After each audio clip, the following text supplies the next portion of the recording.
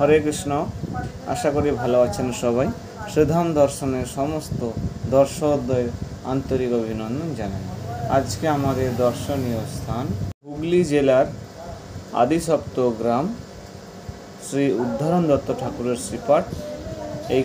এখন তার মন্দিরের বিগ্রহ দর্শন, মন্দির দর্শন এবং তার লীলা আমরা শ্রবণ করব।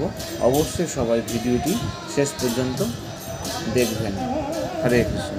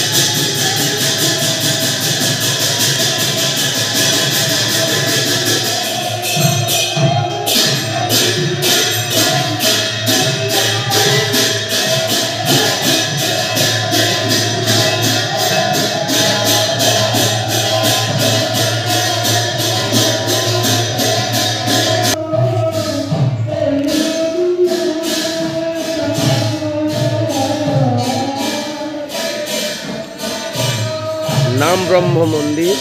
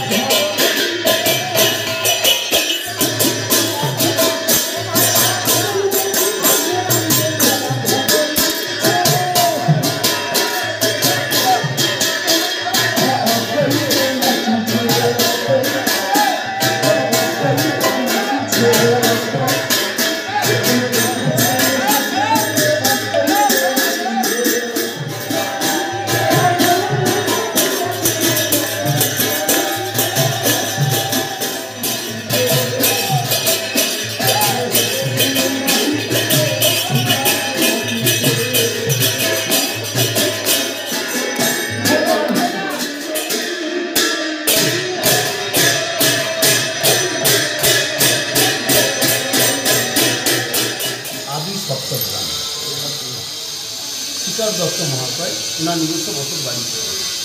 উনি চারিদিকে ব্যবসা করতেন, সেই সূত্রে এখানে বসত বাড়ি করেছিলেন, উনি এখানে বসবাস করতেন। এই উদ্ধারণ দত্তের বাল্য নাম উদ্ধারণ দত্ত ছিল না। উদ্ধারণ দত্তের বাল্য নাম ছিল দিবাকর দত্ত। দিবাকর দত্ত। এই দিবাকর দত্ত দাপরে ছিলেন দ্বাদশ গোপালের মধ্যে পঞ্চম গোপাল, নাম ছিল সুবাহু। সুবাহু। কলিতে জন্মগ্রহণ করলেন সুবর্ণ বণিককুলে, নাম হলো দিবাকর দত্ত। এই দিবাকর দত্তের বাবা যখন ব্যবসা করতেন, দিবাকর একটু বড় হওয়ার পর থেকেই বাবার সাথে ব্যবসা করতেন, আর একটা কাজ করতেন, গোপালের ভজনা করতেন। এইভাবে দিনগুলো পার করে নিয়ে যাচ্ছিলেন। যেহেতু তখনকার দিনে বাল্যবিবাহ প্রচলন ছিল, দিবাকরের বাবা অল্প বয়সে দিবাকরের বাল্যবিবাহ দিয়েছিলেন। বিবাহ দেওয়ার পরে তাদের মানে 4 জন হয়েছিল। 4 জন মিলে গোপালের ভজনা করতেন আর ব্যবসা করতেন, এছাড়া কিছু জানতেন না। আর এই জায়গাটা ছিল পুরো জঙ্গলে ভর্তি। কিছুদিনের মধ্যে তাদের একটি পুত্র সন্তান হয়েছিল, নাম রেখেছিল প্রিয়ঙ্কর দত্ত। এই 5 জনেরও একই কাজ হলো, আরম্ভ হলো। কিন্তু কিছুদিনের মধ্যে দিবাকরের বাবা গত হয়ে গেলেন, তার কিছুদিনের মধ্যে মা গত হয়ে গেলেন, তার কিছুদিনের মধ্যে না স্ত্রীও চলে গেলেন। এইভাবে 3 জন একে একে চলে গেলেন। দিবাকরের মনের মধ্যে বৈরাগ্যের ভাবটা বেরিয়ে আসছে, কিন্তু কোনো সাধারণ মানুষ বুঝতে পারছেন না তিনি কে। ছেলেকে নিয়ে এখানে একই কাজ করছিলেন, ব্যবসার গোপালের ভজনা এইভাবে চালিয়ে যাচ্ছিলেন। মহাপ্রভু যখন সন্ন্যাস ধর্ম নিয়ে পুরীতে চলে গেলেন, নিত্যানন্দ প্রভু একদিন বললেন, দাদা আমরা যে কাজের জন্য এসেছিলাম সে কাজ এখনো হয় না, তুমি আর এখানে না থেকে বাংলায় চলে যাও। বাংলায় এসে খড়দা, পানিহাটি, আড়িয়াদহ 3 জায়গায় নাম প্রচার করার পর 4 নম্বর আদি সপ্তগ্রামে উনি আসলেন। তো ওই দিক থেকে গঙ্গা পার হয়ে ত্রিবেণী যে রয়েছে, ওই ত্রিবেণীতে গঙ্গা স্নান টান করে উনি হরিনাম সংকীর্তন করছেন, ওনার সঙ্গে আরও যে সমস্ত ভক্তবৃন্দ ছিল তাদেরকে নিয়ে। আর দিবাকরের সামনে সরস্বতী নদী, বাড়ির সামনে সরস্বতী নদী, 4খানা পুকুর বাগানে। উনি এখানে স্নান করতেন না, প্রতিদিন পায়ে হেঁটে ত্রিবেণী যেতেন স্নান করতে, আবার পায়ে হেঁটে ত্রিবেণী থেকে ফিরে আসতেন। অন্যান্য দিনের মতন গেছেন, যাওয়ার পরে নিত্যানন্দ প্রভুর সাথে মিলিত হয়েছেন, নিত্যানন্দ প্রভুকে এই জায়গায় নিয়ে এসছেন।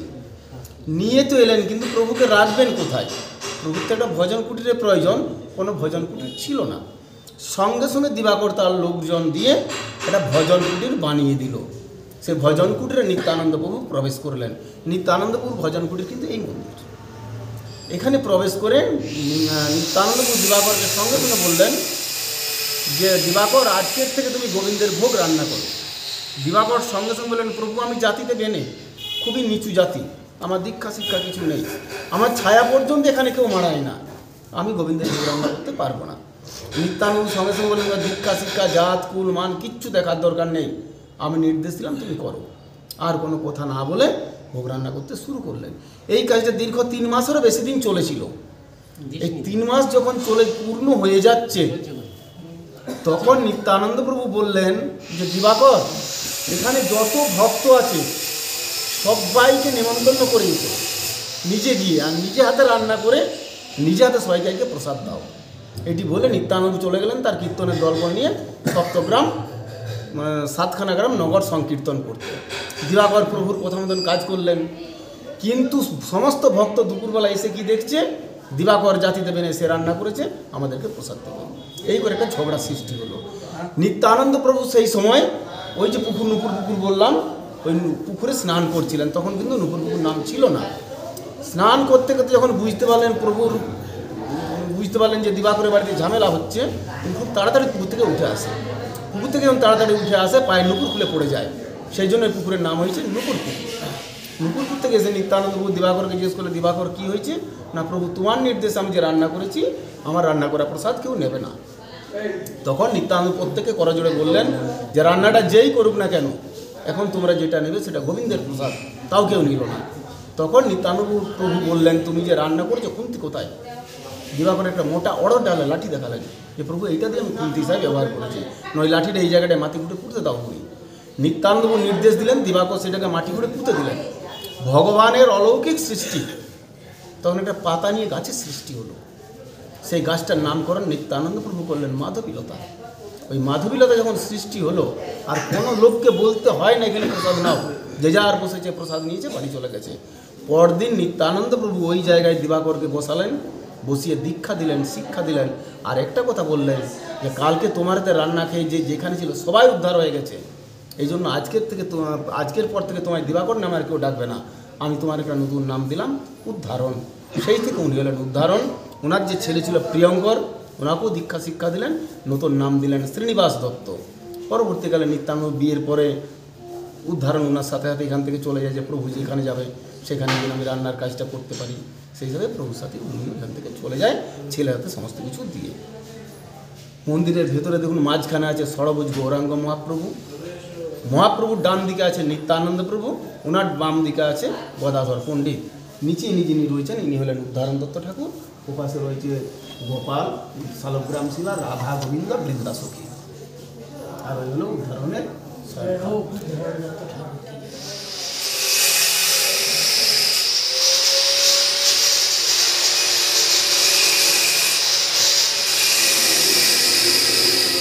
ঠাকুরের শ্রীপাঠের এই কুণ্ডে নিত্যানন্দ প্রভুর নূপুর হারিয়ে গেছিল, এই সেই কুণ্ড। জয় উদ্ধারণদত্ত ঠাকুর কি জয়, জয় নিত্যানন্দ প্রভু কি জয়।